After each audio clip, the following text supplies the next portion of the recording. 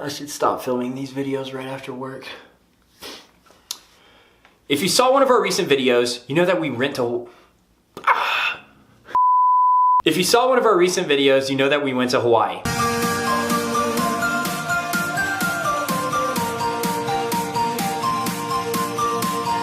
I'm gonna give you 10 steps on how we were able to pull this trip off for like less than 500 bucks. Number one, eat all of your meals in a grocery store. You can get stuff in bulk, things that your whole group likes. You can buy power bars, you can get sandwiches for lunch.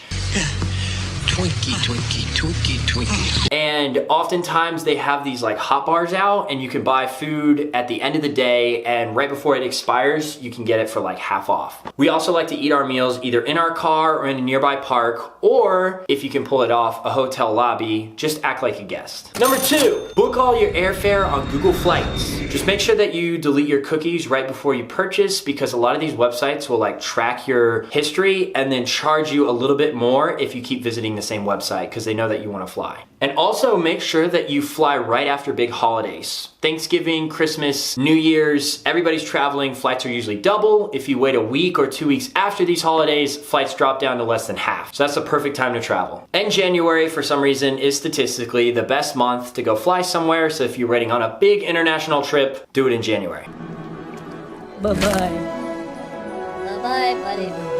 Number three, stay away from hotels. They're usually the most expensive part of the trip, so make sure that you stick with Airbnb. We like to use hostels. You can stay in hostels sometimes for like 5 to 20 bucks a night, or you can even rent like a U-Haul van and put sleeping bags in there. I don't know, it depends on how desperate you are. Number four, you gotta get around somehow. If you're gonna rent a car, we recommend to use Travelocity, and then once you get to the actual place, watch one of our other videos, the link should be in the bio, to get some tips on how to drop the price on that rental car if you absolutely must have one. Now, we definitely recommend using public transit if you can, and Ubers for those long stretches to the random places if you can't get there either. And at the end of the day, if you can make a friend at the location that you're at who has a car, The 1961 Ferrari 250 GT, California.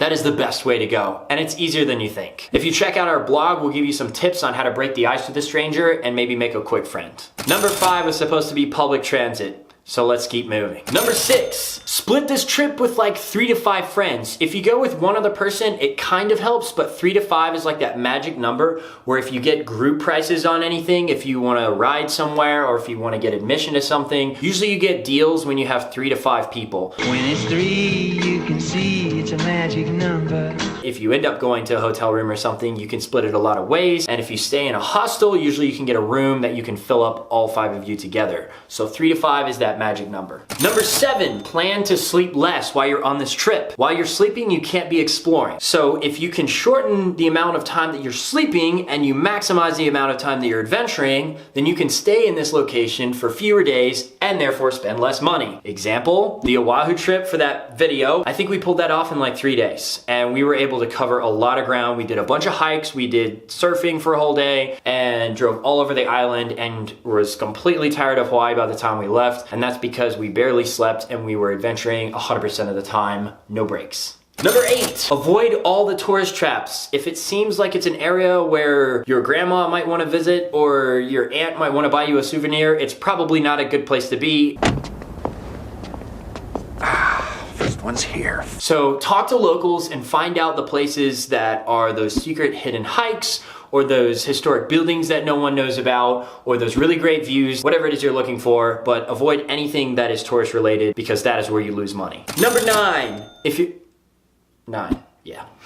you're on the go and you need to use the restroom, there's always that awkward moment where you're like, okay, can I go into this restaurant, or is there like a public place? And if you're like us and you're out in like hiking trails, or you're on beaches or things like that, there isn't always a nice restroom, but almost always there's a really nice hotel nearby, because if it's an area where people like to visit, there's going to be hotels. You can walk into any hotel at any time and use their restrooms to freshen up, use the bathroom, whatever you got to do. And And number 10, if you time your trip so you're doing like a red eye to the location or red eye back, anytime there's a lot of transportation involved and you can't get around it, plan that transportation to happen at night so that's one less hotel or hostel or wherever you're staying that you have to pay for. You can sleep while you're moving. It's not the most comfortable thing in the world, but then again, this video isn't about how you can have the best vacation ever, it's about how you can have the cheapest adventure possible. And that's it! 10 easy ways so you can save money on your next trip. I can't guarantee you can make it to Greece and back for less than $1,000, but we're still trying to figure that one out. We have made it to Las Vegas and back for only $2. If you're curious how we did it, we have a book with some tricks on how we did that. Guys, if you like this video, please make sure you like and subscribe. I think the subscribe button is down in this corner, or this one. I think it's this one. And we will see you next week. Peace.